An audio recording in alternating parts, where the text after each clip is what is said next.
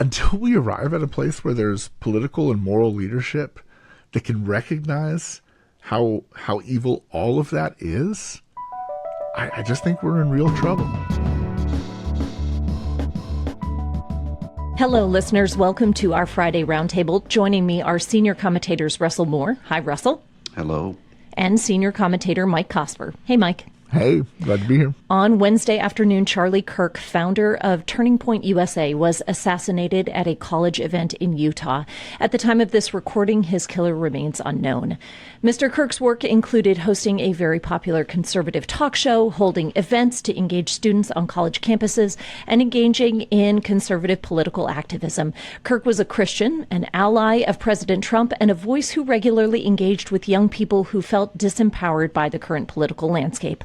Some of his ideas were very controversial, but here at the Bulletin, we believe his death shouldn't be. Instead, it offers us yet another tragic moment to pause and ask what kind of country we wish to build. Russell Ezra Klein of the New York Times wrote in an op-ed on Thursday morning that Kirk was practicing politics in exactly the right way. Klein says he was showing up on campuses and talking with anyone who would talk to him. He was one of the era's most effective practitioners of persuasion.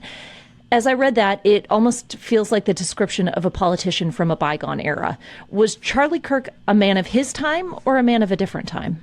Well, in many ways, a man of this time in terms of the harnessing and using of technology, understanding and knowing, for instance, short form video, how to work the levers of an attention economy in order to get one's point of view across. That was very much of this time, but the kind of persuasion approach that Ezra Klein mentions is very much, it seems, a model from another time, which is to assume that one can persuade through argument someone else. I mean, that just so rarely happens right now, because usually we're talking into our own ecosystems, and really what we're trying to get at the end of that is the cheers of whoever we're already with, rather than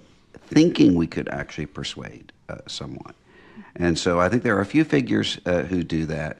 Charlie Kirk was one of them. Mike, what were some of the primary principles that you think animated Kirk's work? You know, I think if you go back to the beginning with Kirk, his story begins with failing to get admission to West Point when he graduated from college or from high school. He wrote a piece for Breitbart. I believe it was in 2012, where he essentially blamed his inability to get into West Point on the affirmative action and the admissions process. And it opened all kinds of doors for him to the conservative world, and to be this kind of, provocative, flame-throwing at times voice inside the conservative movement. I think one of the things that to what Russ just said a moment ago, one of the things that I genuinely have respected and admired about Kirk, and probably will come as no surprise to listeners that there's lots of things where Kirk and I differ. But one of the things I've genuinely admired was his willingness to sit across the table, on small scale, on large scale, on camera, in real life, and everything else, and engage people who thought that his ideas were retrograde and evil, and whatever else the case might be. There's actually this really wonderful clip, and maybe we can put this in our show notes. There's this really wonderful clip of an encounter where he's doing one of these things where he shows up at a college campus, and I think he puts up a sign that says something like "Tell me where I'm wrong" or "Debate me" or something like this. And the mother of a student at the campus comes to the table and basically says, "What are you doing? Like, what is this?" And he kind of explains, "Look, I do this for a couple of reasons. One is that I think there's a lot of people who think like I do, and they're afraid to share their ideas because they get shouted down when they do. And I also do this because if we can't maintain the capacity to talk to one another, the only alternative is civil war and violence. And so I think it's an important exercise in civility for us to just show up and say, let's have a conversation. Let's build a relationship. I think Kirk did that as imperfectly as any human being would do, right? In terms of showing civility to the people that he debated with.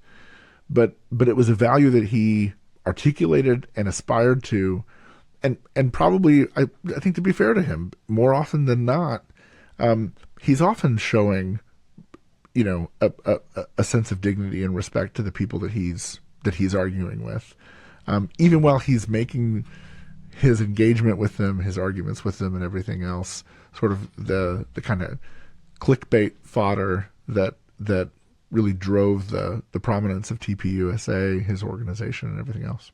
Russell, how did someone like this, who had an interest in talking across the aisle, become so deeply connected with President Trump? Well, Charlie Kirk had connections, first of all, with an older generation of the right. You think of, for instance, at Liberty University, there was the Kirk Center, which was a combination of Falwell and Kirk. So he cultivated relationships with the previous generation while also having connection with the younger generation, which was really helpful to the Trump movement to be able to get a message out, and to get a message out very quickly and to places where it wouldn't ordinarily be. And then he was really effective at it. I mean, he was really effective at the use of rhetoric, and I mean rhetoric not in the disparaging sense that we normally use it. Oh, that's just rhetoric, but actual rhetoric and oratory in a way that was helpful to that political movement. We see this a lot when it comes to charismatic leaders, that they say one thing, but the ways that their followers sort of work it out or interpret it can be really different. Would you say that was the case with those who ardently followed Charlie Kirk, Mike, or was there a pretty solid alignment in like the pedestrian working outs of the things that he advocated for? Yeah, look, I don't know that I can answer that definitively because, for one thing, Kirk had a massive audience. Like, this was a guy who had built a massive audience over the last decade. So to speak to it anecdotally, I'll say a couple of different things. On the one hand, I think, and Kirk articulated this as sort of one of his missions. I think Charlie had this sense that on college campuses there were a lot of evangelical Christians, conservative Christians of various stripes, who were sort of living in the closet. They were afraid to say what they believed. They were afraid to articulate whether it was their Christian doctrine or their sort of political conservatism. And he felt like these campus visits, these tours that he would do with TPUSA, he felt like these were these kind of permission-giving catalysts where he could show up and kind of inspire more courage in the people who agreed with him but were not speaking out publicly. I think at the same time, there's a lot of people who if you spend time watching Charlie Kirk clips on YouTube, which, for a project that I did about a year ago, I watched, I don't know, hours and hours and hours of Charlie Kirk debating college students on YouTube. Number one, I mean, you have to give the guy credit. The guy had an enormous rhetorical gift, and he was very quick on his feet, and he was very quick to be able to kind of respond to, particularly to like sort of the most sort of wild progressive arguments. He was also very good, and I think this is important to say for our audience, he was also very good on the pro-life issue. He was careful, and he often spoke to the issue with a lot more compassion than I think his critics gave him credit for. at the same time, I think because he sort of funneled those interactions into the most combative ones that ended up online, it created this, it created this sort of brand, and it inspired a kind of expansion of the combative nature of social media and social media culture, combative politics, and all the rest. I find this really remarkable, and look, his murder has really bothered me. I find myself really disturbed by this. This is a guy, he's 31 years old. I think he's got a 4-year-old and a 1-year-old child. And I think 3. at least one of them were there. 3 and 1.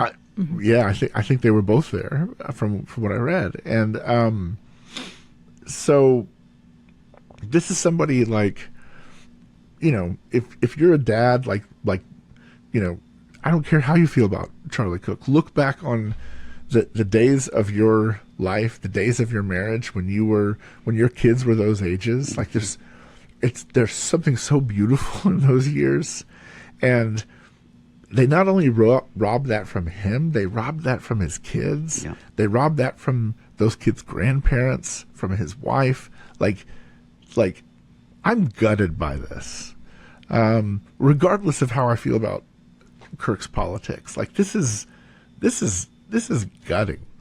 So I just wanted to say that in the midst of this before I say anything else. I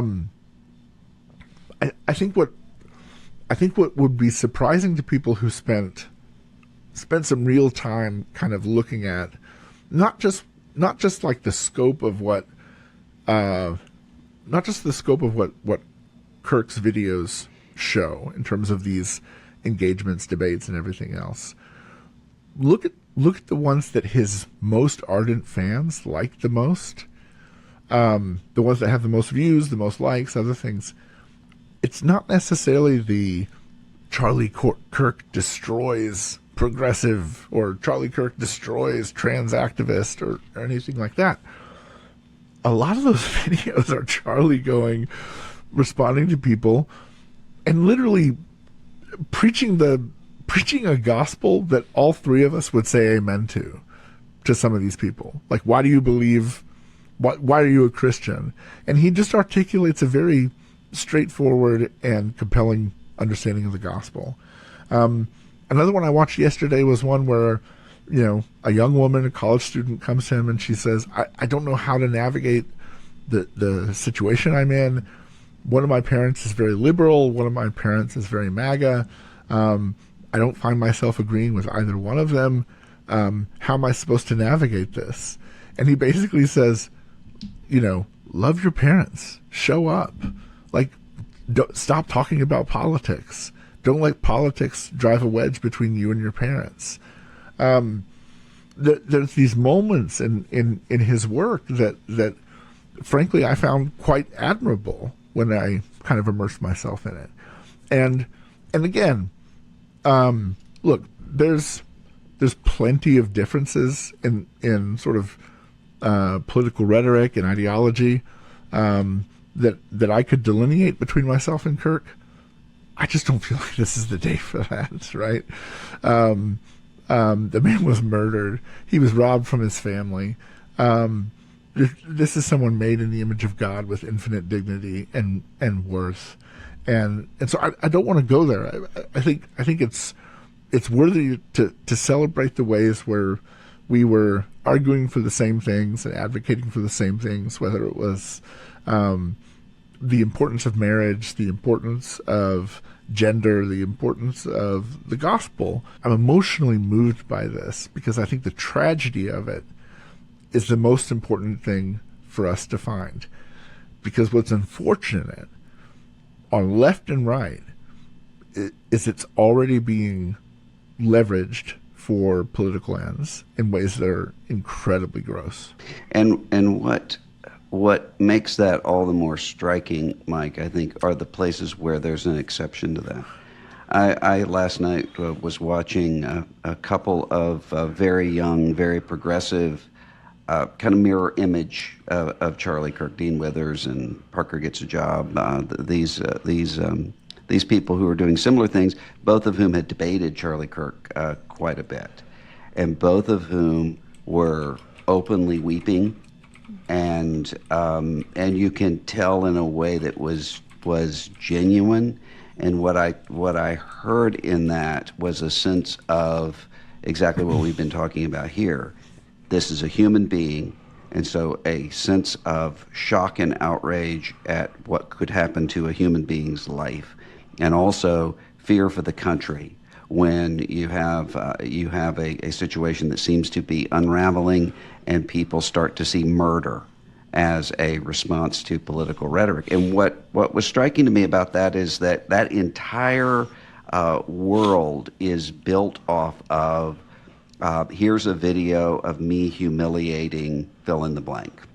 So-and-so gets owned on whatever. Right. And it's really easy to start to see people as YouTube avatars. Yeah. And I think both of these young guys were really shaken by the fact that this isn't a game, and that there is a human being here, in a way that in some ways, even as angry and upset as I am, it was a little glimmer of hope that people can actually see sometimes what really matters and what doesn't. I felt that way hearing James Tallarico's comments, who is a Senate candidate in a Democratic Senate candidate in the state of Texas right now. There was a humanization there. There was like, the politics don't matter, the humanity matters. And he's Tallarico's very open about his Christian faith, and I don't know that he's necessarily like an evangelical, but he's expressed ways in which his faith is really important to him, and I think that was rightly a reflection of it. This event happened almost concurrently with a school shooting in Denver, and as we see these cycles of violence, we see this flare up, this sense of this is deeply wrong, and policy suggestions are thrown out, and then it kind of dies away. And political violence is becoming so frighteningly common these days. We could rattle off a list of names just a few years, Gretchen Whitmer, the Pelosi's, President Trump. And I wonder if this is a moment for the church to not only step forward and grieve, but to say, okay, let's trace behind the violence, behind the anger that fuels it. What do we find there? And does the church have a particular presence in that thing that is behind the violence, behind the anger, where we can address some of these root causes in a way that actually breaks the cycle? I think one of the most important words there in what you just articulated is the word cycle, because one of the things that fuels political violence is the sense that once and for all, I'm definitively going to deal with my opponents, and then they're gone, and we move on.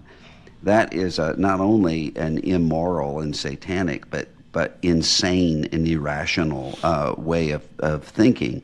And so we have to really pay attention to what Jesus said to Peter. Those who live by the sword will die by the sword. What he means by that is that these cycles of revenge just continue to feed off of each other unless the revenge cycle is broken.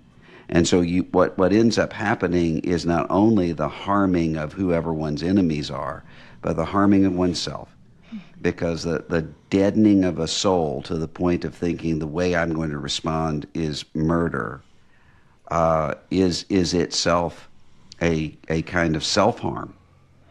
And so I think having a sense of the value and dignity of human life apart and beyond from somebody's gifts and somebody's set of beliefs. Also, the fact that there actually is a different way to be than retaliation and revenge. Sermon on the Mount, those sorts of ways of shaping our consciences. That's going to be necessary. I'll just add to that. I mean, amen to everything he just said. But I'll just add to that I think that in, if you look at modernity, right, like especially kind of since the French Revolution, basically, there's been this idea that violence was somehow going to sort of purge society of its evils and heal it, that it would come out the other side, because we killed all the right people, right? Whether it was the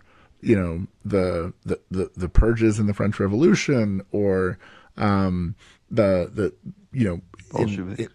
Bolsheviks, the starvation of the kulaks, whatever in the Soviet years, or whatever it might be. Like, you can go on and on and on. Or like, of course, like the most obvious example being the Nazis, attempt to eradicate Jews from Europe. The idea is that we would come out the other side of these efforts, and we would be that much closer to utopia as a result of it. Obviously, like the principal sin in all of this is a sin against the fact that every human being is made in the image of God, and every single one of those deaths is a murder and a sin against the image of God.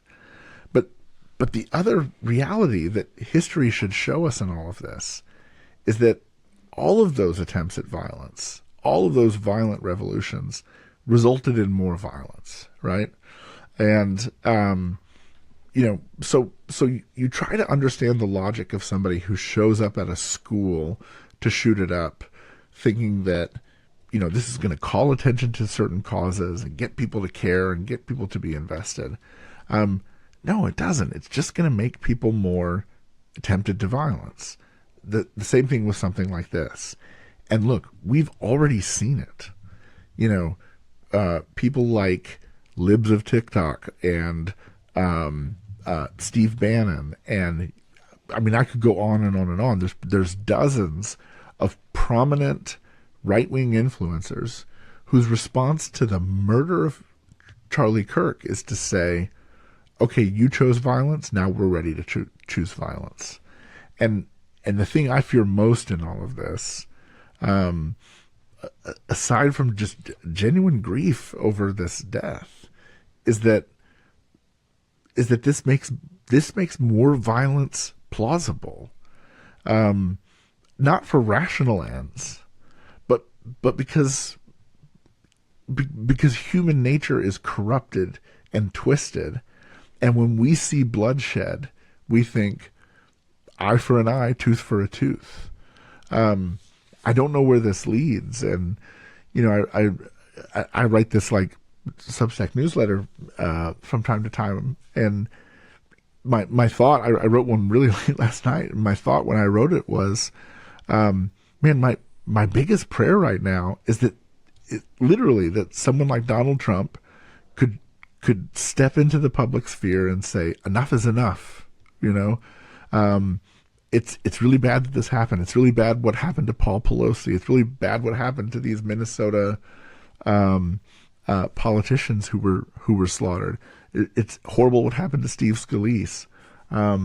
It's horrible that a mob showed up at January 6th chanting "Hang Mike Pence." And the tragedy of the moment is that, like, Trump does dominate our politics, and he gave a speech last night that I thought was mostly pretty good, but when he condemned political violence, he only condemned one side of it. He could not acknowledge in that speech the political violence of his own side. Until we arrive at a place where there's political and moral leadership that can recognize how evil all of that is, I just think we're in real trouble. And I think we need to brace ourselves for what comes next. I don't know what it is, but I don't think it's going to be good. Listeners, our hearts are heavy today for the family of Charlie Kirk. We mourn his death. We grieve for his wife, Erica, and their two precious little children. It is our prayer here at the Bulletin that this deep loss will become a catalyst for new and lasting change in our country's political life for the common good. Listen to the full episode wherever podcasts are found.